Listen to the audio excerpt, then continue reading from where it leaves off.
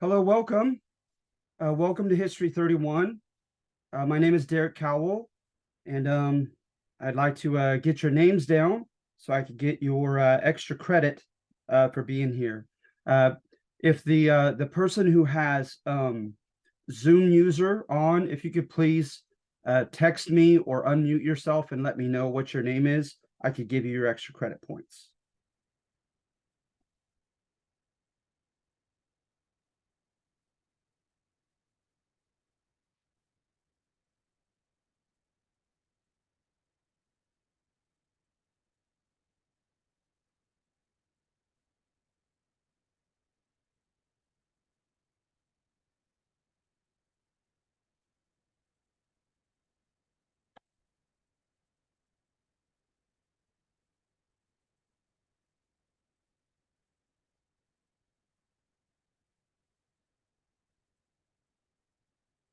All right. So sometime though, before we leave, okay, whoever has Zoom user, let me know so I can give you your extra credit points. So this is a History 31, the history of Mexican Americans. And so what we're going to do is hopefully you have read my announcement. I firmly believe in the approach that I take. I do things argumentatively.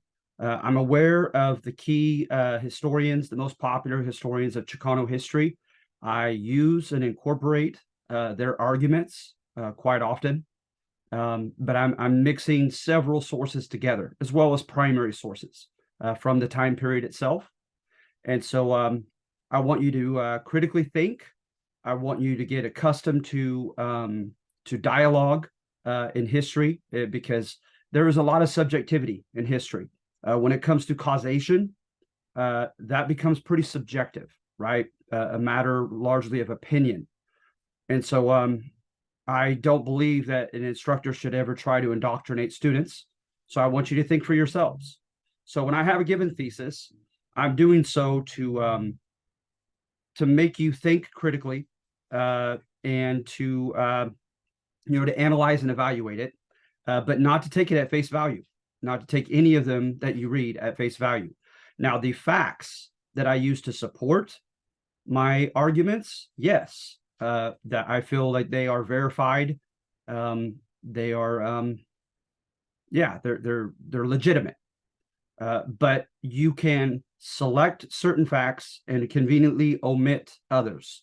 You can interpret facts in a myriad of ways and present them in a myriad of ways. So there's capacity for manipulation in the writing of history. All right. And so that's exactly what I'm trying not to do. I want you to see it and think for yourselves. Okay. And in the meantime, of course, I want you to learn, especially for Mexican Americans, about your culture, your history, etc. Okay. So at any rate, I'm going to go ahead and share the page, and I'm going to go to the first assignment, and just note something on here, right? So for one, why should present day Latinos be proud of their indigenous heritage? So from that, right, a fancy word for that connected to number one, if you choose to go that route, is that is like functional history. And functional history just kind of uses the metaphor of like a living, growing organism, whether it's a tree, whether it's a human body, or whatever. But it starts in its kind of embryonic starting stage. It grows through its adolescence and it grows into maturity, right? And so number one, you could look and say, okay, are there remnants? Are there things that I read about the information provided about the Aztec that are recognizable, right? That have lasted, that have stood the test of time, and helped inform modern Hispanic culture. All right, so you can go that route. You have compare and contrast Aztec society with contemporary American society, and of course, under the term historicism, which posits that we're all products of our environment, of the time and place in which we're brought up and who socializes us between right and wrong and normative behavior and taboo, etc., that it's not really a fair question to some people on number two. Of course, we're going to find some things that the Aztec did to be improper, to be archaic, right? Like from an old Stone Age that we've long evolved beyond. But nevertheless, I thought I would throw that out there as another option to think of things that you can compare and contrast with Aztec society from today. Then number three, how do you foresee early modern Spanish Catholic estimation of Aztec society and why? And you'd be better informed, and perhaps some of you are already from previous classes, but you'd be better informed at looking at number two, the assignment number two on the Spanish colonizers. And I have some stuff on their history, their heritage, and the context, right? The surrounding situation covering their conquest of the Americas. So at any rate, you could go that route as well. All right. And so I just asked you to take one of those three routes and use the information that you are privy to, that you read, and incorporate it into some type of argument of your own. All right. And so, for instance, okay, when you look about like number three, the Spanish, right, coming from early modern Europe, and this really has been kind of reinforced for better and for worse by anthropology, right? They kind of have this assumption about human cultural evolution, and they believe that mankind started in small bands of hunter-gatherers, right? And they were nomadic on the move. And then eventually they started gradually cultivating some type of crop, right? And as they did so, that necessitated coerced labor. So you had to have some type of definitive leadership and some kind of definitive leader over them to dictate labor. Then you had harvest time. You had the threat of someone coming and stealing your harvest. So then you would oftentimes find a need to develop a military caste, if you will, of military leaders, okay, and foot soldiers. Then you also, to be able to farm, to be able to, do this with the fight with the soldiers, you need to be able to make things by hand, right, with skill, and that would be called an artisan class, artisan.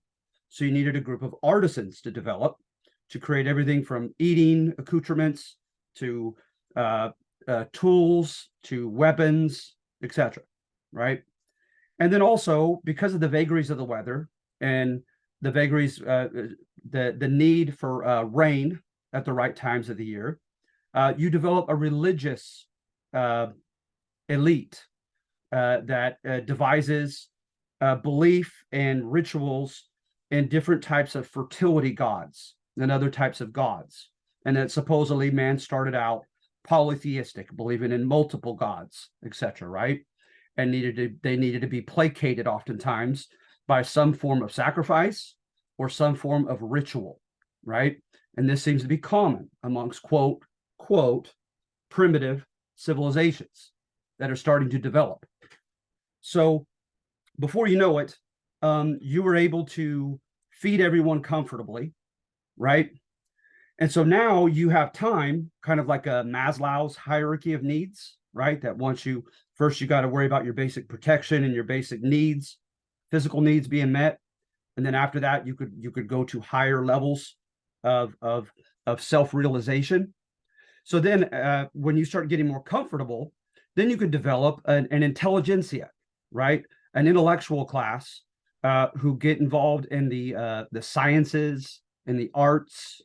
They get involved in ontology, like the study of existence, why we're here on earth.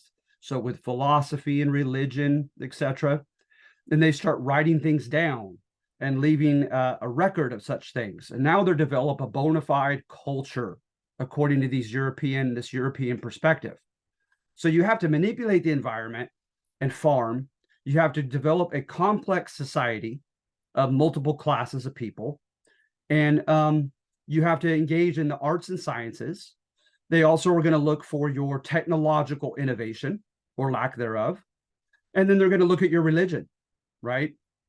And of course, when the early modern Catholic Spaniards came here, they were clearly monotheistic. They believed in the Trinity, the Christian Trinity, and they thought everything else was idolatry, was worship of false gods with little g.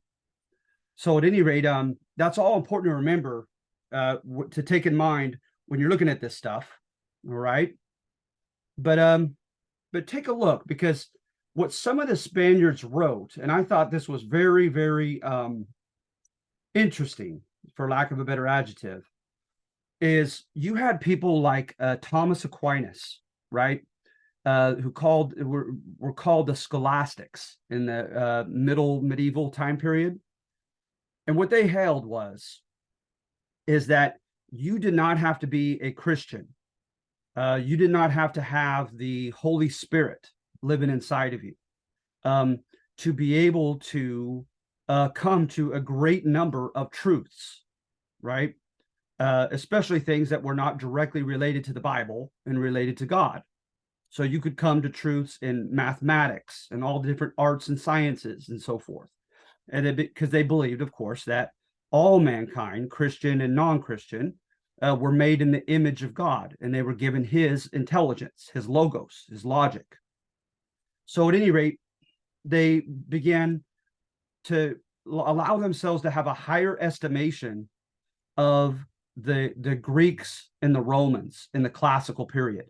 So they, it was kind of the origins of 2 centuries later, the Renaissance, bringing back the Greco-Roman works of philosophy, etc., and showing how people like Aristotle were almost there in discerning truths about God and about morality and life, etc.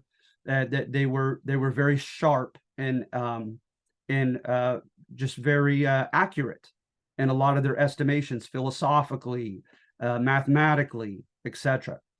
So that's important to remember, because some of the Spanish priests, now, albeit that most of the priests wanted these Native Americans to become converted to Catholic Christianity.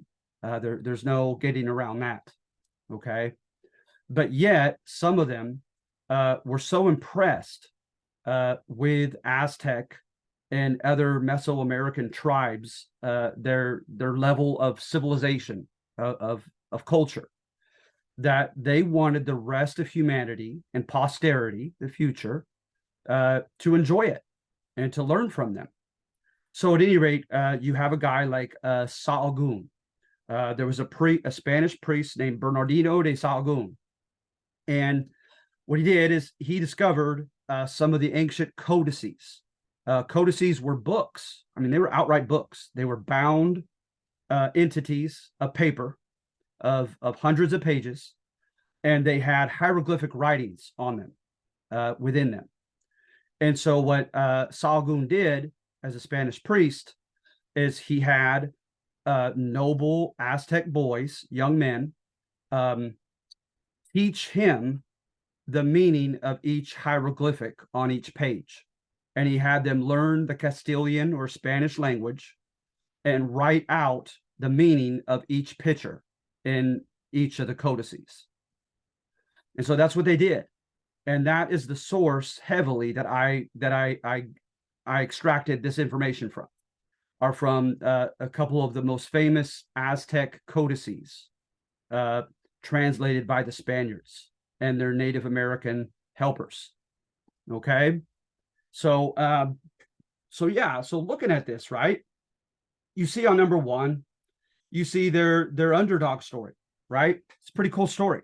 I don't know if you've had time to read it, but basically, they were seen as barbaros, right? As like savages, uneducated, not civilized by the other tribes, and they began working on public works. They had to pay tribute to some of these other, like the Tepanecs, these other rulers over them. And then they got their foot in the door by way of working as mercenary soldiers, right, under Tezozomoc. So they, according to this legend, they were told through their papas, their like religious leaders, that their god, Huitzilopochtli, because they took them, they believed in many gods, right? The Aztec pantheon they got from the Mayans, and kind of like the Romans with the Greeks, they took a lot of them, some verbatim by name. Many of them, they changed the name, but it was the same god, just in a new Aztec name. So at any rate, they had multiple gods in their pantheon, but they took as their patron god, Huitzilopochtli. And what's interesting about that is Huitzilopochtli is the warrior god, and in a sense, in the Mayan writings, he also can be construed as the evil twin. He is the counterpart to Quetzalcoatl, and he and others had Quetzalcoatl made him sacrifice himself for humanity, to go down into the underworld, because they believed that the world had been made and destroyed like 4 different times, and retrieve the bones of man so he could come back up. And he came back up into the planet Venus and descended down and created mankind under the 5th sun, under this current sun, right, or creation. So with Huitzilopochtli, he's kind of the bad guy. He's the antagonist, because a lot of religions do this, is they have a sense of duality, right? Hot, cold, kind, cruel, etc. And so with this duality, which Huitzilopochtli was kind of the severe side. And so he becomes their warrior god, right? And he's the one, infamously, that they largely sacrificed people, humans, to, okay? And so he's the one that Hernan Cortez, when he comes into the temple of Huitzilopochtli, and of all the animals that are down at the bottom of the pyramid that they were keeping ceremonially, they were snakes. And if, as you're probably familiar with Christianity, the snake is tied to the serpent is tied to the devil, right? So Cortez made no bones about it in Castillo's account that he thought that they were worshiping the devil. Okay, but nevertheless, you see this story where Huitzilopochtli tells them through their intermediaries, their shaman, if you will, that they need to suffer now. They need to pull their weight and give tribute to their leaders, and their time will come. And of course, they took advantage of that, and they formed a 3-entity alliance, kind of a triple alliance, and began their own ascension in the 1300s. All right. So it's kind of a rags to riches story. Then with the deities, like I said, when you look at these, right, you could go a myriad of ways. You could be impressed, all right, by their values. As we're going to go on to show, there was a lot of stress upon humility, suffering stoically, right? Doing everything that was necessary but painful with stoic dignity. It kind of reminds me of like the Japanese samurai Bushido code, right? And so going back to that, okay, so you see here where there's like 7 macaw, right? And macaw is like that toucan bird. He was a haughty, arrogant deity, and he gets his just deserts for his arrogance and his boastfulness, right? There is a lot of themes that I've read with there being power, with being cunning, being able to trick someone. And I remember when I did a semester in Mexico, I remember that students oftentimes would laugh and pull a joke on me and say, "Te engañé, I tricked you. I tricked you. And so you still see that big in Mexican culture. But at any rate, right, you could look at these values and you could be impressed by them because of their congruity with Christianity. Christianity, right? You think of the Sermon on the Mount by Jesus. Blessed are the meek, blessed are the humble, blessed are the peacemakers, right? The very opposite of the Roman Empire that Jesus was under and the Jewish people were under at his time. He talks about this. Nana Watsin was the disfigured god that no one thought much of because of his appearance. And he's the one that said, I will do it. I will jump into the sun and sacrifice myself so that the sun will continue to go around the earth, because they thought the sun went around the earth, like as everybody did. And so that was part of their culture, right, of sacrifice. Nana Watsin was his humility and his willingness to sacrifice himself for the greater good. You see that here, okay? And then also, let's see here. Perhaps owing to Aztec high regard for courage, sacrifice, and acknowledgement of the fact that life entails a duality of vice and virtue, the Aztec believed that soldiers killed in battle, women who had lost their lives giving birth to children, and sacrificial victims ascended to the high sun heaven after death. So again, that idea that you suffer now to be rewarded in the afterlife. What I was trying to get to, though, was the part, and it's somewhere down here, whereby it talks about the stressing humility and suffering well. We'll get to it soon. I know it's in here. So at any rate, like I said, with the scholastics, they would say, see what I mean? The Aztec hadn't even heard about Jesus and Christianity, and they had the right ideas about modesty, humility, suffering with dignity, waiting for heaven, afterward, after suffering in this life, etc. And then, of course, I brag on the Aztec and the Maya with their number system on number 4, right? So a line is 5 years, a dot is 1 year. And each line that you go up, it's you multiply it by 20. And then 20 times 20, etc. All right. So they had a 260-day ritual calendar and a 360-day lunar calendar that had 5 days of ill omen. There were the Aztec did not want to go outside their homes because those were the bad luck days. But with that, right, they were closer as far as the whole leap year that we have to make up with. That their calendar was supposedly more accurate than the Spaniards' calendar. All right. And then this, of course, is a very this is Spanish.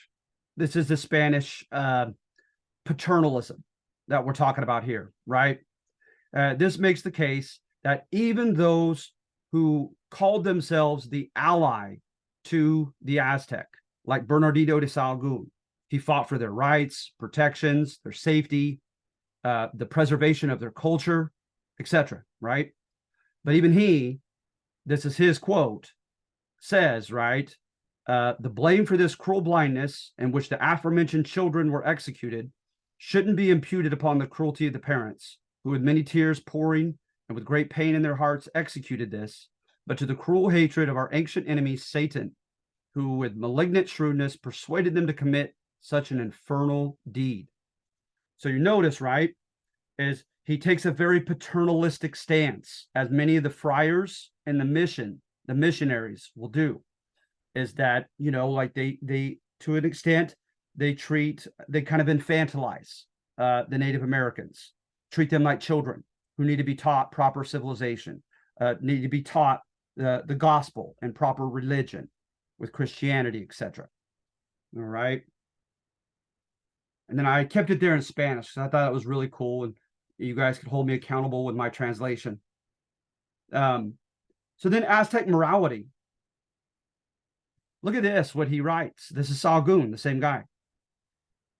Virtuous Aztecs are obedient and honest, treating their fellows with respect and showing discretion in their dealings with others. Virtuous men and women work hard, whether in the fields, at their sowing, preparing food, in an artisan's workshop, or in the marketplace. They bring energy to their work without overindulging in sleep, but rising early and laboring for long hours. They eat and drink in moderation. Drunkenness is particularly frowned upon. They do not make a great noise when eating, think carefully before speaking, and are circumspect in what they say, right? Very careful in what they say. They dress and behave with modesty. Children are raised to understand and follow this code. So as you could see with his tone and his message, this Spanish priest is impressed. He's impressed with the Aztec, with their morality. All right. Of course, they're not going to allow them to engage in human sacrifice anymore.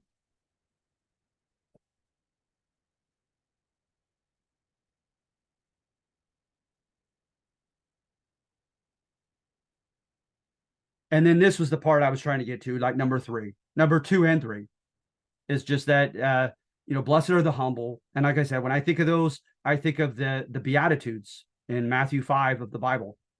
Jesus saying, blessed are those that are at the bottom in this world and suffering and are humble and meek, etc. All right. And then also they have a gradated system of punishments for their kids, because they were very strict in how they brought about kids. I remember one of the very first pictures I opened a codex up to myself was a picture of a father leaning down over a fire, holding his boy's face just above the flames, and there were chili peppers in you could see in the fire, and he was making his son inhale the air of those burning chili peppers, which of course would just burn up his nostrils into his sinus system and so forth, and be quite unpleasant. But that was for oftentimes either being indulgent and being too lazy, for having a reckless tongue, or outright being incorrigible. And incorrigible, right? Like corregir in Spanish, you're not correctable. No amount of treatment can get the kid to behave better. And see, they had judges, and they were not to be partial. They were not to show partiality to a rich person over a poor person, if they were, the fancy word is adjudicating or refereeing a dispute between two people, between two Aztec. Right? The two avenues of moving up were very familiar to the Europeans when they came here and observed them, and that was the military and the priesthood. Military and religion. It was the same thing in Europe. The church and the armed forces. Notice they had public school systems, and they had a higher level of school for the common-cocks. Those were the priestly schools for the noble kids, and for some of the commoner kids who showed great aptitude and potential. They were sent to these, quote, superior schools. The rest of the kids were taught the basics at a regular school system. Nevertheless, right, those who went to the more privileged schools, more was expected of them. The whole, noblesse oblige, right? The nobleman's obligation. And under the European code of chivalry is, if you're a nobleman and you were blessed to be born into that noble family and have all the privileges thereof, the very least that you are to do is to be meek and generous and protective over your subordinates, over the commoners who are, in many ways, quote, weaker and more vulnerable than you are. And the Aztec had the same code. The nobility, much more was expected of them for the same crimes that a regular person could commit. A nobleman would be punished twice as severely. And the case that I remember for certain is public drunkenness. Public drunkenness can get you like caned in the back. But if you were a nobleman on multiple counts, publicly drunk, they would kill you. So very, very severe with a nobleman.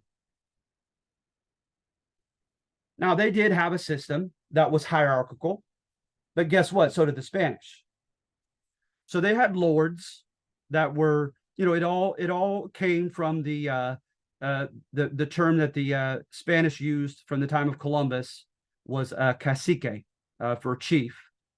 But you had a cacique, and he or she allotted land, supposedly as needed, and the allotments went in kind of two ways. Is on the one hand, the allotment was sort of like the European and Roman species of property known as proprietorship, that you actually own that land. You're the proprietor, you're the owner on a piece of paper, right? But there were something close to proprietors, but yet they could be rescinded by the cacique at any time. So really, in name or in reality, the caciques were the dueños, the owners, the proprietors. And so, but they would put someone in charge over each allotment of land, and then others would rent, and they basically were like sharecroppers. They had so much in tribute that they had to give of their harvest to their overlords, and then the rest they had to give in return for being able to rent that land and stay on that land and work for them, etc. So it was kind of exploitative and hierarchical. But again, it's not different in England and in Spain. That type of ownership of land, exploitation of your laborers, etc.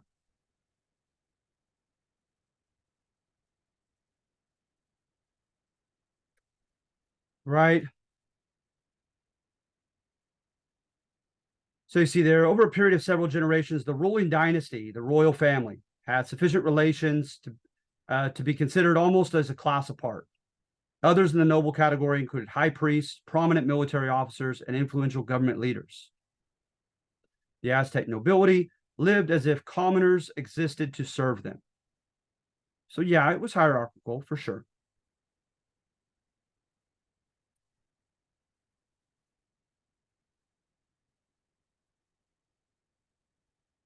And then the militaristic part is it was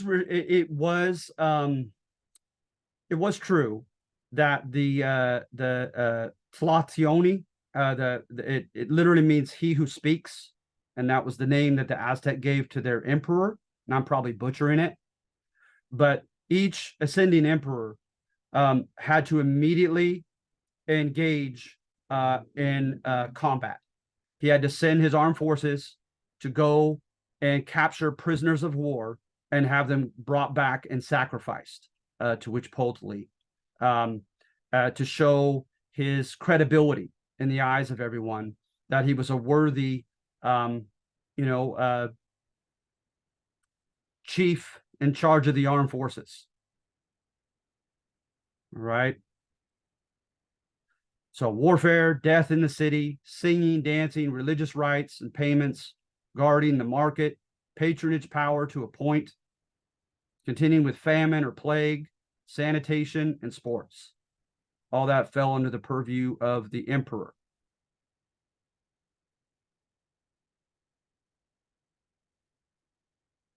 Right? But notice, with all that pomp that the emperor lived with, he or she, well, I think in every case with the Aztec, it was a he had to first humble himself and do acts of penance before the people of Tenochtitlan to remind everybody that he knew that he was just a man but he was going to be empowered by the gods when he was, kind of ordained, if you will, as the leader through a ritual.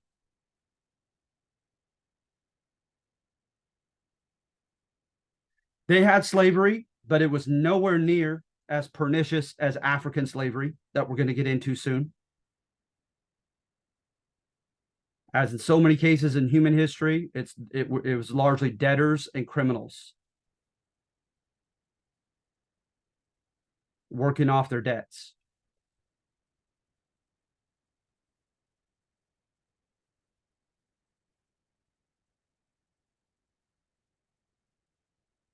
All right. See some of the things they learned in the noble schools: language, the calendar, astronomy, philosophy, and legal jurisprudence. Not bad.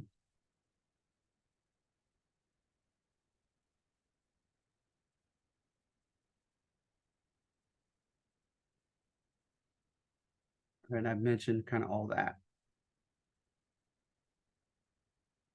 Then I just kind of want to remind you at the very last one is that they did militarily subjugate a myriad of tribes. And so the Spanish are going to be able to use the divide and conquer tactic in defeating the Aztec.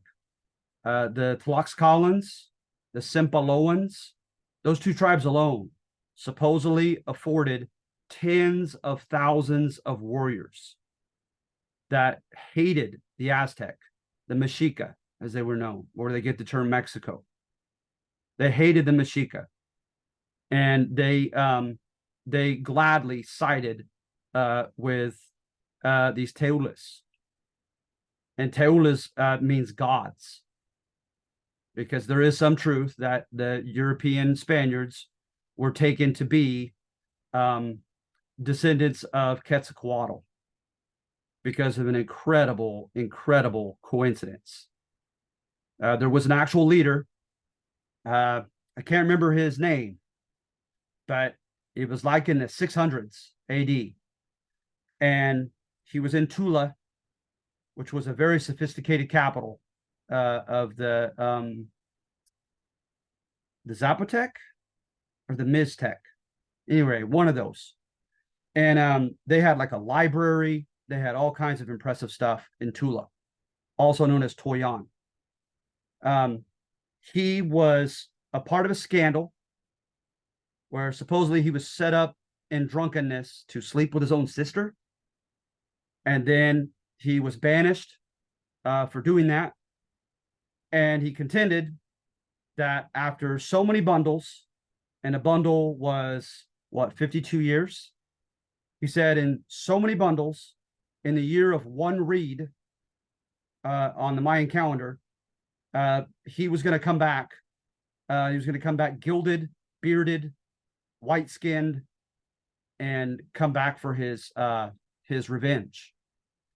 And I kid you not, when you work out the bundles, the 52 years that it takes for all the possible three combinations of a pictograph, a symbol, a pictograph, a letter, and a sound. You could only get so many combinations between those three on that calendar in 52 years. And then you run out of combos. So however many 52-year combos he said, and then the year of one reed ended up being 1519. That was the same year the Spaniards came. They came in copper, which looked like gold.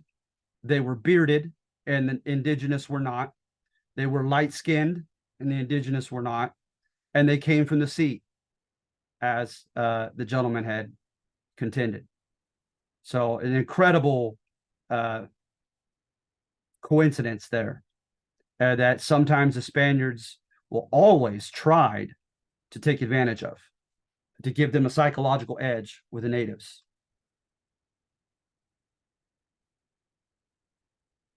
So then I say historical investigation causes Native American stereotypes to crumble. What I'm saying basically, right, is the Spanish used the term, they're jurists. A jurist, Jurist, was a lawyer who was employed by the crown to write legal, just minutiae, like the little legal arguments, the logic used behind a different act, etc. They were the paid hands of the king to do his bidding in legal matters. The jurists of Spain literally used the term tierra vacía, empty land, to justify taking over the Americas.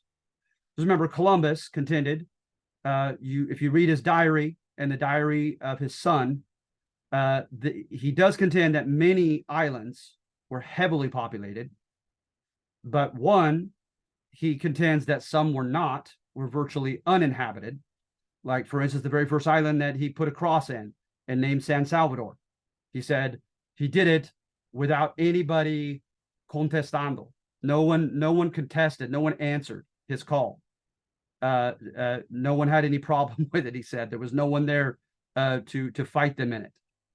And so, and then of course you had the demographic catastrophe, right?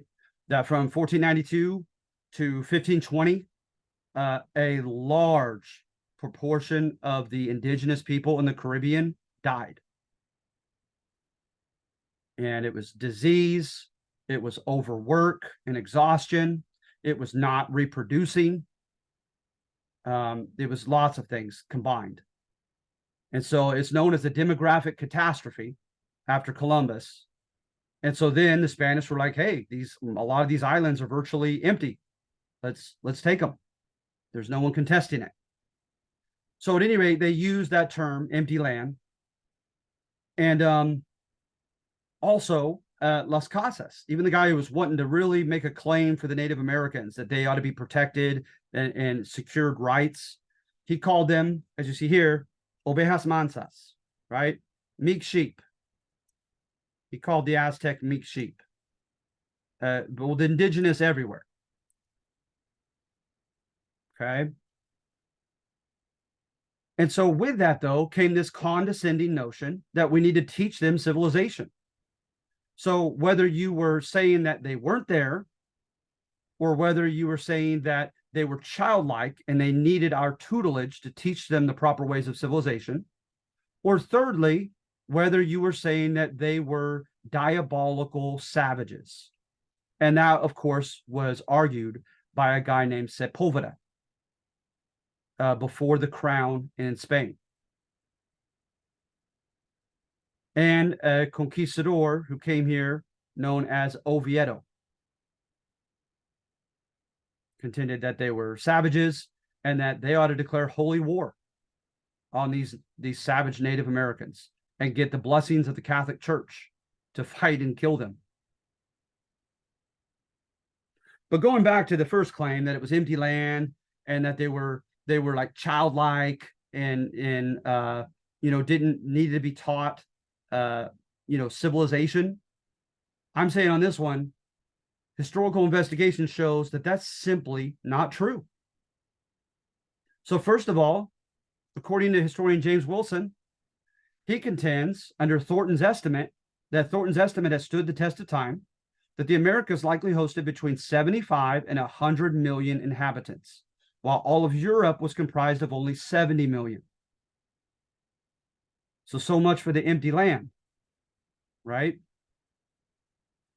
Then that they're all one monolithic culture of just hunter-gatherers, etc. Okay, well, there were 11 or so distinct cultural areas just in North America alone.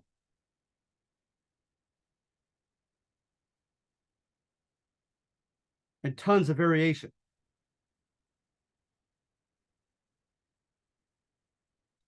And then I try to give evidence to demonstrate, right, how the Native Americans did pretty darn well living up to the European standards of civilized status. And of course, I don't think I have to say, it's pretty sad that we're having this discourse, right? Because, okay, let's say that the Native Americans did not stand well up to this European criterion for for being civilized, being considered civilized. Does that mean the Europeans get to dispossess them, take their land from them, kill them, enslave them? Of course not. But sadly, we're still kind of playing that game in history where we're trying to defend the natives and say, yes, they were quite civilized. So regarding those criteria that I've already mentioned, you have the beginnings of farming, manipulation of the environment, very early in Mexico and in Mesoamerica or Middle America, right? Like Mexico, Guatemala, and the 5 Central American countries. You had the Olmec, right? Ceremonial centers, large megaliths, right? Those big megaliths with the big faces, like seemingly wearing helmets. The beginnings of a writing system, mathematics. And then, of course, they call it the classical era from 250 to 800 AD. And that's the era of the rise and fall of the Maya. And the Maya, of course, were just incredible with their pyramids. Remember, a lot of the Aztec got from the Maya, right? The pyramids being set up particularly specifically with certain constellations to most of the Mesoamerican tribes. The planet Venus was very big as like a place of rebirth. And their command over the summer and winter solstice, over the equinox, their command over the 365 and a quarter day year. They were tremendously accurate with this stuff. Painted limestone buildings, running water systems. Heck, they had that at Tiwanaku before Christ in South America.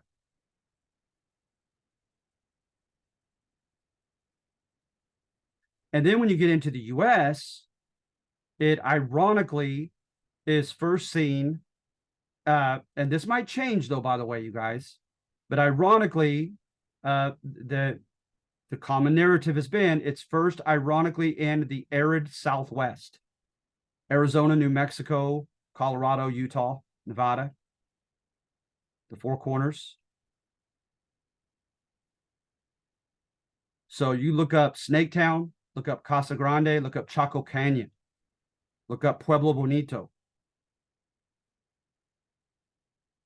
Okay, this masonry with hundreds of rooms, all joined together like a humongous apartment complex. They have an observatory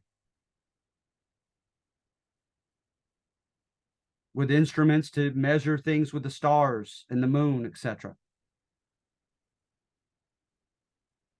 The layout of their streets and buildings are in line with constellations in the sky.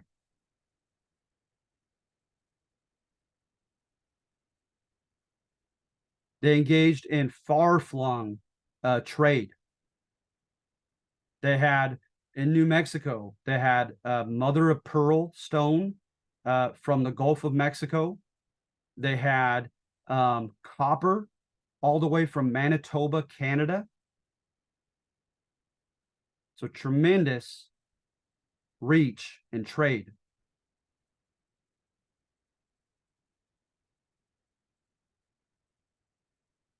And get this, they also have pictographs of what looks like Quetzalcoatl, the feathered serpent, as well as lots of things with the snake, as well as the blue rubber ball game with the hoops. You're like in what looks to be like an empty modern day canal. And up on the side, on one side, is a hoop. And you can't touch it with your hands, and you try to get the ball through the hoop.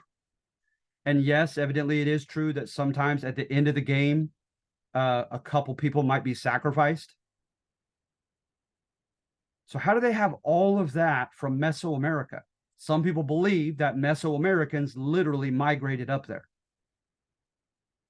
and transplanted their culture there. Some people believe that it was by cultural diffusion that they borrowed these things, interacting with the Mesoamericans in trade. But what might be subject to revision is just how early the Mississippi tribes go back, because they're finding more and more that seems to be dated, carbon dated later and later, or further and further back. So, for instance, now you have a group called, they're calling the Adena, Adena, and they may have smelted iron before Christ. That's incredible.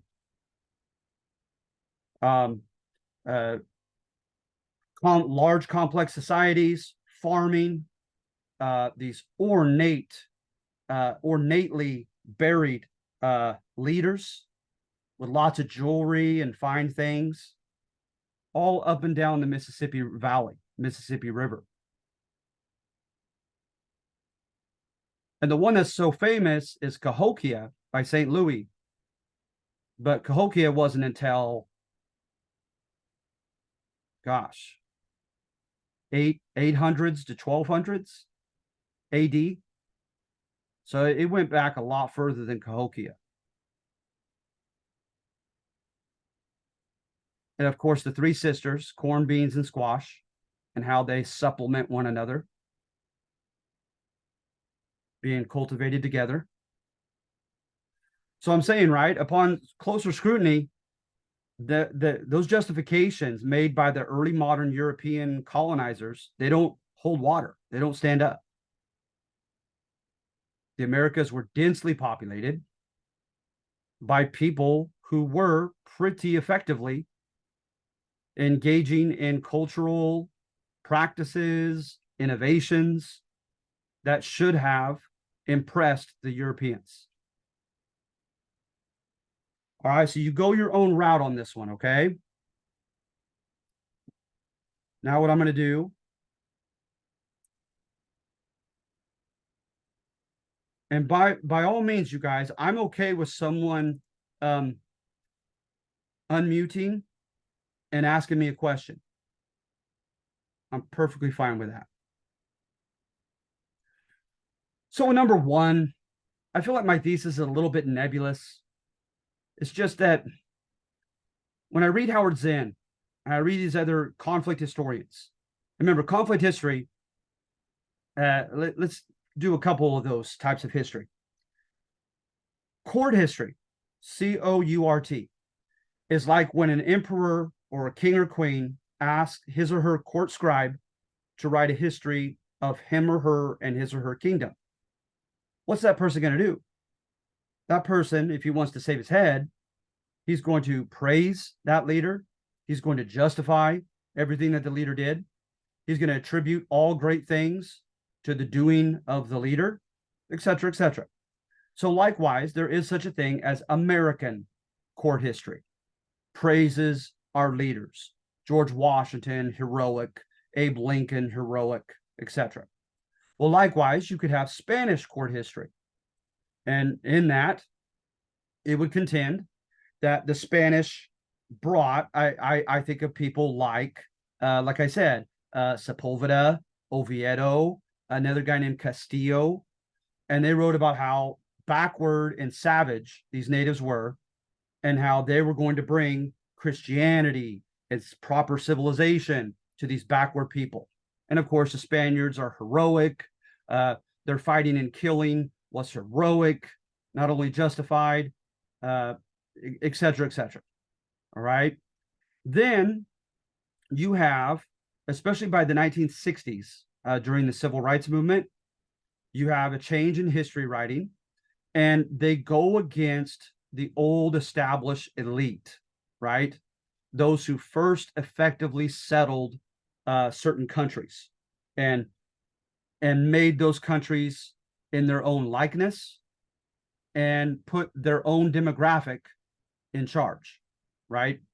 So, for instance, since the civil rights movement, a term often used for the villain, the bad guy, is WASP, white Anglo-Saxon Protestant, right? So mainly just like well-to-do Englishmen coming here in America. Okay. So at any rate, they engage in conflict history where they assume that most things that have happened in history happen because of conflict, because of competition for power, etc. And by the way, the three categories that historians use, we borrow from sociology: political category, economic, and social, right? So you look for whoever, sometimes some demographics, some categories of the population tend to win in all three of those. They politically get to dictate government and run government.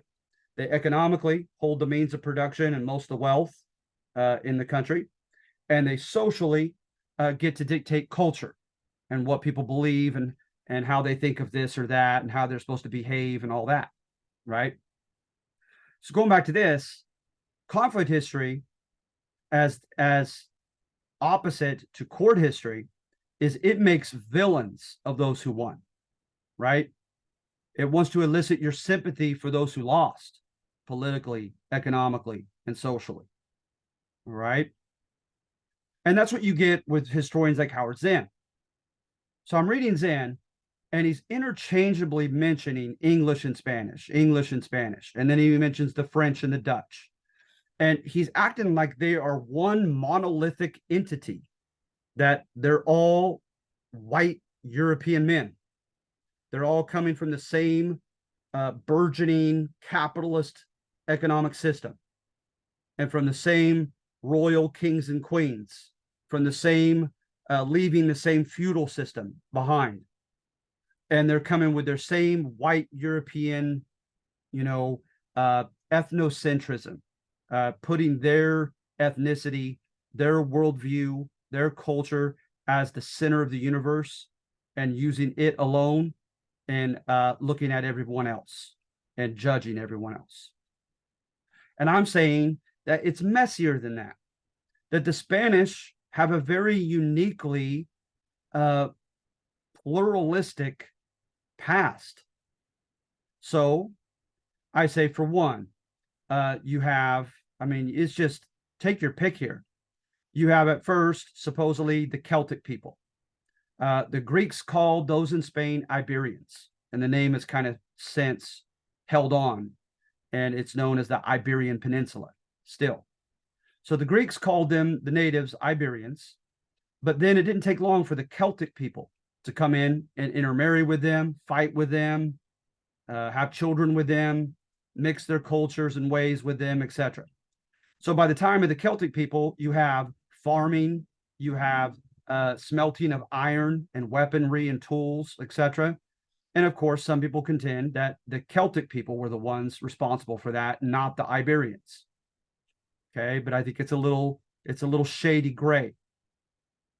Then the Greeks come, and the Greeks established emporium, where we get the term to this day, emporium, like a place of trade, right? And it was called Ampurias in Spain. So they develop on the Mediterranean bottom coast of Spain. And then you have the Phoenicians, and the Phoenicians give their alphabet, right? But they not only give their alphabet from Tyre and present-day Lebanon, but they also give coinage to the Spaniards. All right. Then the Mycenaeans came, and they put up monuments of lions, which was to embody military conquest, and that's the way they made their forts. So there's good reason to believe that the Mycenaeans conquered the Spaniards for a short time. Then you also have the Carthaginians and Hannibal and his famous elephant army, right? Who fought against Rome. The Carthaginians come in and take over parts of Spain, the bottom of Spain from North Africa, just beneath them. And the Romans fight in their Second Punic War against Carthage, largely over a city in Spain. That's where the Second Punic War broke out, was literally a city in Spain. Okay. And then, of course, after the Carthaginians, you had the Berbers, and there was a lot of migration and so forth until 711. And in 711, Ibn al-Tariq, being given his orders from the Middle East, invaded the Straits of Gibraltar with his Berber army and began taking over Spain. And they called it Al-Andalus. And that's why the bottom of Spain to this day is known as Andalusia. So they start taking over Spain and naming it Al-Andalus. They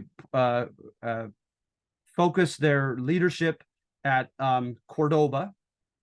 And it doesn't take long, and they ask for reinforcements from the Near East, and thousands of Arabic warriors, Muslim warriors, come in to help complete the conquest. So as you see here, right, there are so many different ethnic groups, nationalities that have been a part of Spain's history. It has quite a unique history in that way amongst its European neighbors. And of course, I think I kind of scratched over Rome. Rome named it Hispania.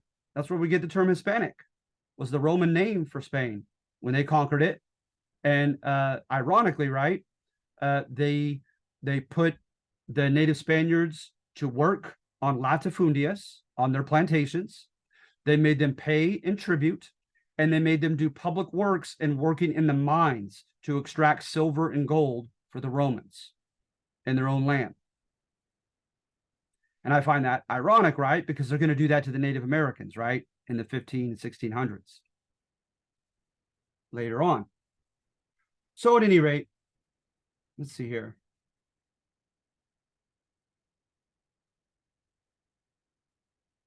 I don't know, where am I?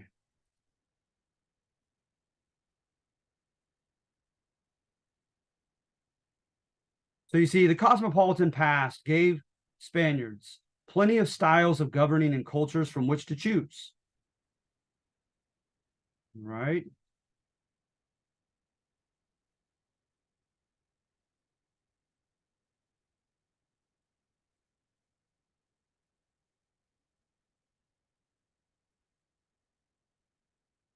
So to state that all European colonizers of the Americas were white-skinned, Germanic, racist bullies, socialized into European medieval outlook and institutions, controlled by their own military and clergy, ignores all these unique nuances to Spain's historical developments. England was not as thoroughly colonized by Rome, as was Iberia or Spain, nor its predominantly Celtic people nearly as integrated into Roman governance, okay, as were Spaniards.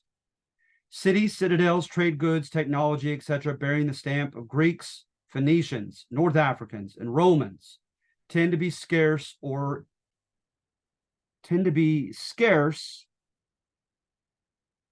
I think that's a typo, sorry, in English soil.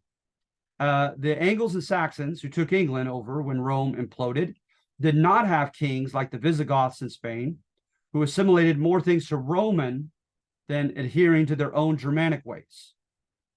No Muslim, North African, or Arabic invasion and colonization of England ever took place, as happened in medieval Spain. For this reason, historians William and Carla Phillips can boast that Iberia has always been multi-ethnic, multi-religious, and multicultural. Right. And then my two ironies about Spain is one, I'm going to be quicker on this one, okay? One irony is that which Spain contended made her superior to the Native Americans, she didn't derive herself, but she piggybacked off of other people in the old world. So, for instance, beginning complex society and metallurgy, etc., they think it's the Celtic people who spurred them to do that. getting involved in a commercial economy where and having developing a written language. The Phoenicians helped them do that. Having a sophisticated legal system, as well as Christianity. The Roman Empire gave them that, right? After Constantine converted in the early 300s. And so they can't pat themselves on the back for that. And then, of course, later on, crossbows, gunpowder, etc. They got that from the Muslims fighting in their Reconquista, in their reconquest of Catholic Spain.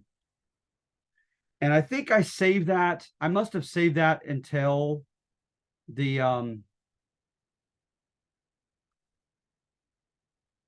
Black Legend, I think, which is the next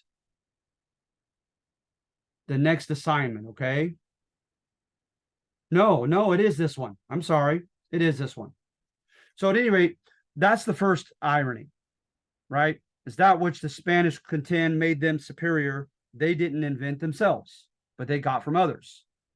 Secondly, the manner by which Spain in the past had been colonized and exploited by these other powers, Spain is now going to do to the Native Americans. So like a kid abused grows up and becomes the abuser.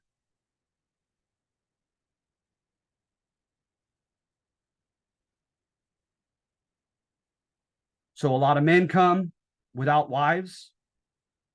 So they choose amongst the women.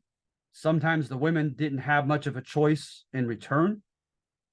The biracial kid, right, known as a mestizo, half indigenous, half Spanish, from that union, the father could capriciously, on his own, decide if he wanted to recognize that son or daughter as his own or not. If he didn't, he didn't. But if he did, there might be a chance. There might be some chances to receive things from the father. But it was hit and miss. And so it was a system whereby you had to curry favor with the leading Spaniards. You could also show yourself to be a pious convert to Catholic Christianity and try to become a friar or a priest. You could also deploy yourself as a mercenary fighter for the Spanish armed forces and rise up that way. But it was the same way for the Spaniards when the Romans took them over.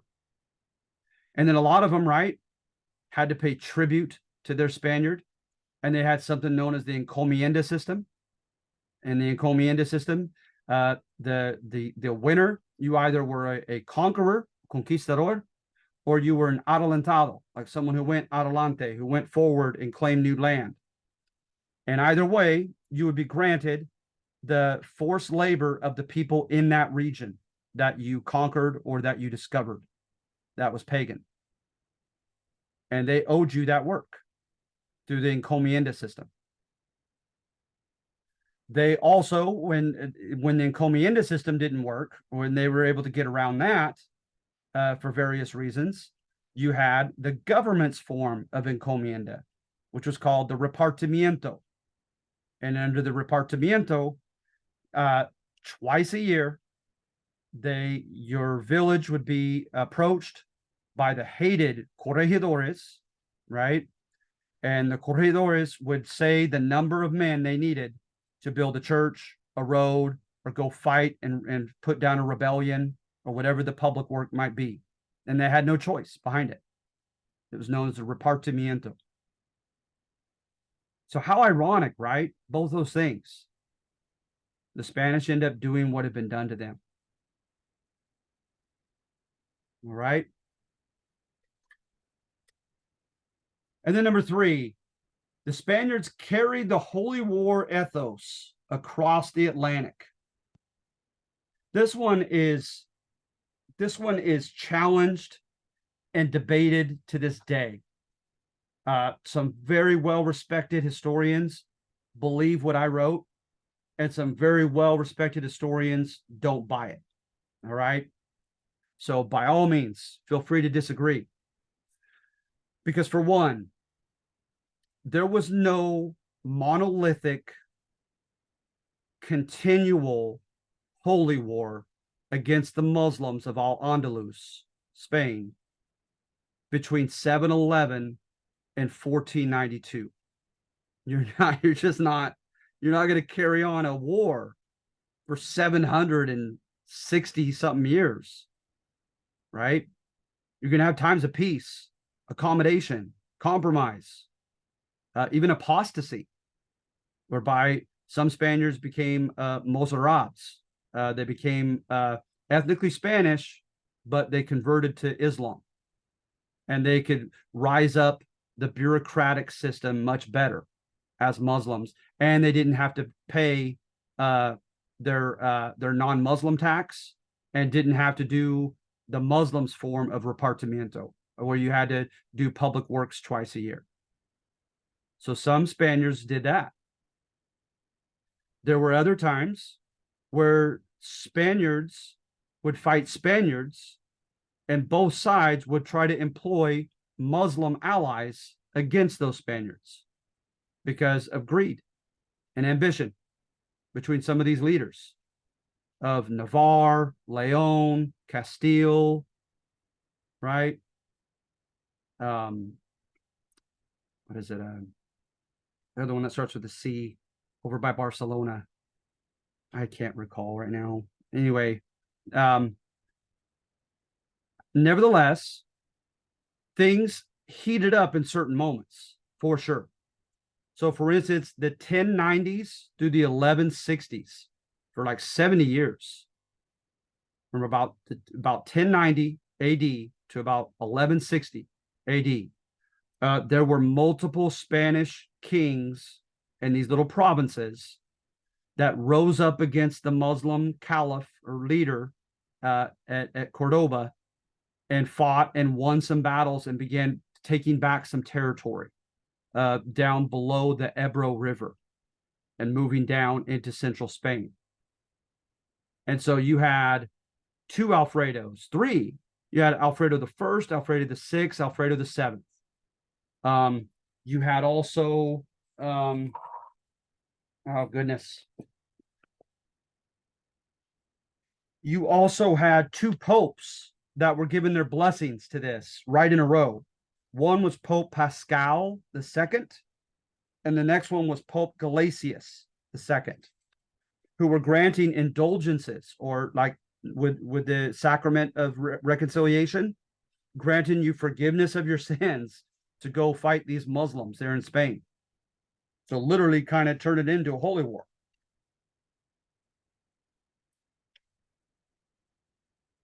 You had Pedro the First, who had a couple big battles and won a couple big cities back from the Muslims. And then it quiets down in the 1200s. There was a renaissance under Ibn al-Ramad III, the caliph or governor of Muslim Spain. He supposedly was exceptional in being tolerant, and he wanted the best and brightest in a myriad of different arts and sciences and trades to come to Cordoba and show what they could do, because he just wanted to learn. And so Ibn al-Ramad III was quite exemplary as a leader, and there wasn't really much fighting at that time. There would seem to be good coexistence. But then something would happen and it would be refueled. But what we do know is in the 1490s, Ferdinand of Aragon and Isabella of Castile decided to marry and unite their realms, right, as Aragon and Castile, and to kick the caliph, who's no longer called the caliph at that point, but kick the governor or the basha out of Cordoba. So literally when Columbus came back from his first of 4 trips from the Caribbean, they are celebrating getting the keys to the Alhambra Palace, the Muslim palace at Cordoba. And he congratulates them, and he puts the two together, saying the good Lord has given us our land back from our Muslim enemies, and he's also given us new lands and a new world for us to spread our religion. So at any rate, you also had the patron saint of Spain was James Santiago. Supposedly, in the middle of the Middle Ages, someone found bones, and it was etched above the bones under a church that it was the Apostle James himself.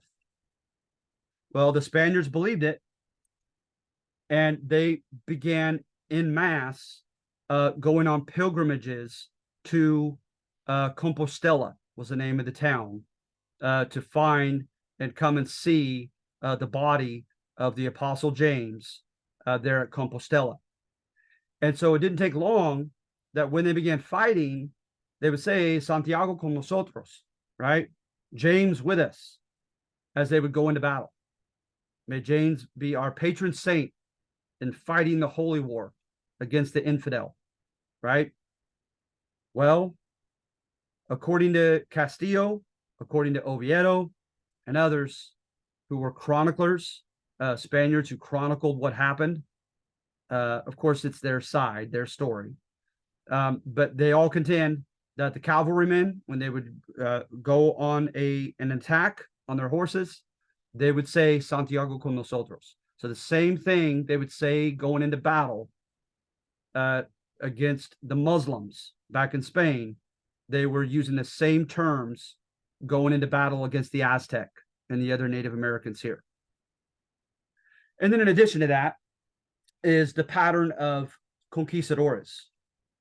This, I wish I had a number. I try to find in books to get some type of a percentage. I would love to find, and I've yet to do so.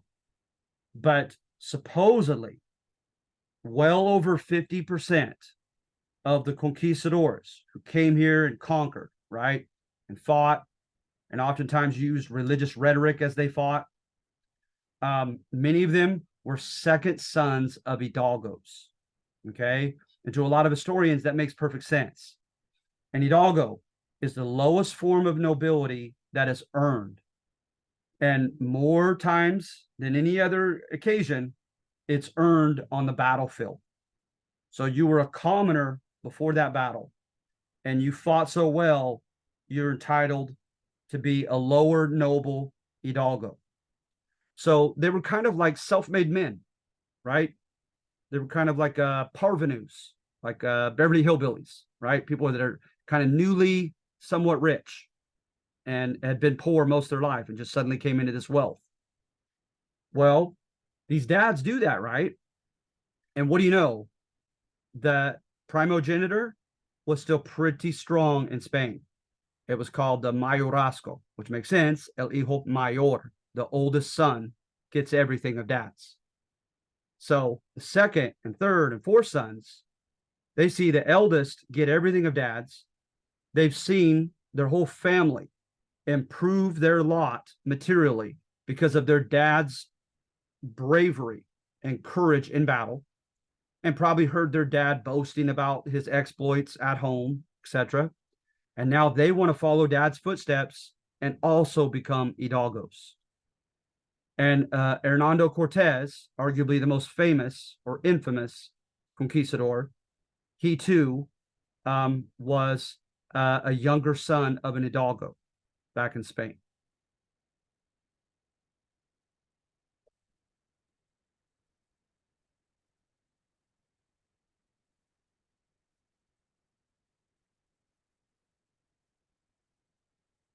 Right.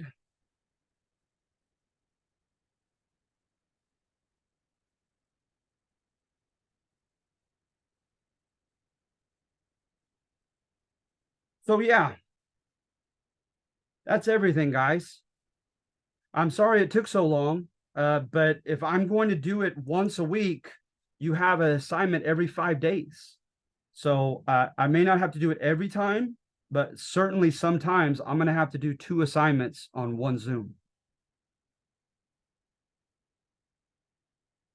All right. Do you guys feel, can I get a thumbs up or anything from anybody? Do you guys feel at least a little bit better about approaching this assignment or these 2 assignments? Thank you. Hey, speaking of which, uh, he or she who did the thumbs up first, you're still a Zoom user. Could I please somehow get your name so I can give you extra credit?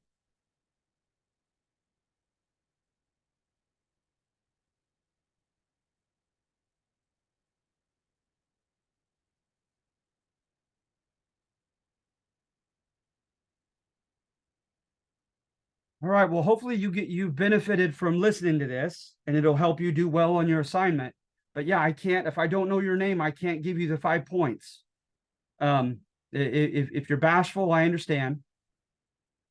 Maybe you could send me just privately a message, like a Canvas message. That'd be great because I'd love to give you the 5 points that you've earned. All right. So you guys feel okay? Are we okay? Okay. Thank you. Thank you.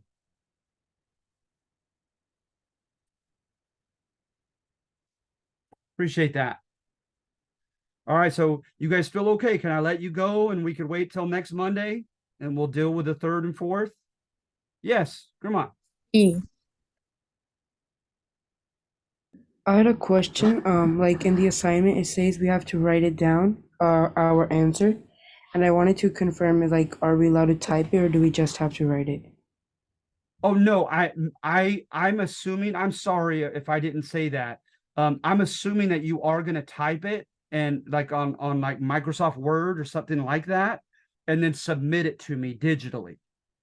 Yeah, so I do I definitely expect these typed. Okay, thank you. No problem. Sorry for not making that clear.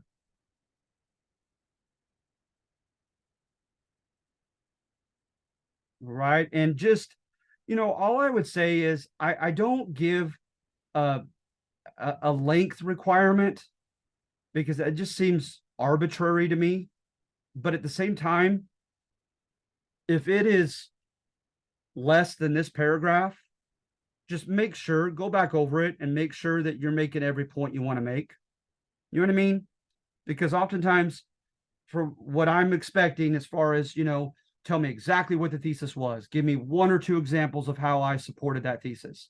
And then why do you not or do you think that it was credible? What was it lacking? Da da da da da. I kind of expect it to be at least about like this paragraph right here in length. And that's just, I'm just being honest. But like I said, I won't look at it and grade you poorly if it's shorter than that. But just most of the time, when it is shorter than that, it's missing a little something that I'm looking for to get 100%. Kind of FYI, okay?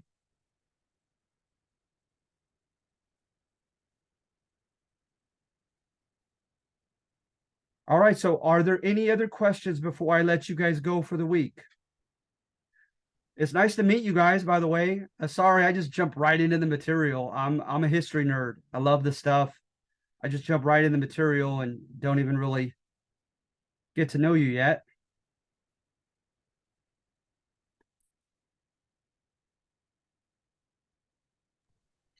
Professor, I have a question. Yes. So for this assignment, I had read it in MLA format. Is that okay, or should I rewrite it? No, no, yeah, no, that's fine. MLA is what I grew up with way back in the 90s. Um, I honest to goodness, I adhere to the belief that I'm a history instructor, not an English one. So I don't sweat the little stuff. As far as your format, I'm just reading the intelligence of what you write. Yeah, so yeah, please don't worry yourself too much about format. Uh, to me, that's for English teachers, not me. Okay, thank you. You're welcome.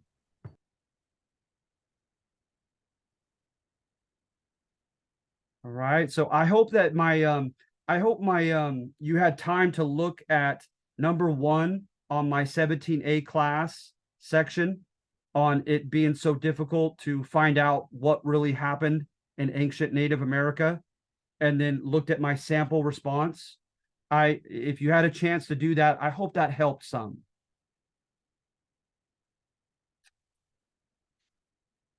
All right. So yeah, if you get the time to do that, I would recommend it. Um, so yeah, if there aren't any other questions, you guys, I'm gonna go ahead and let you go. It's nice to meet you. I'm excited about the year.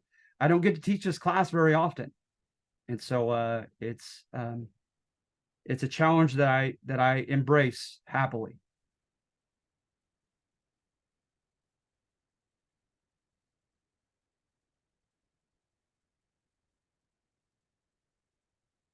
All right, you guys, I'm gonna let you go. Okay.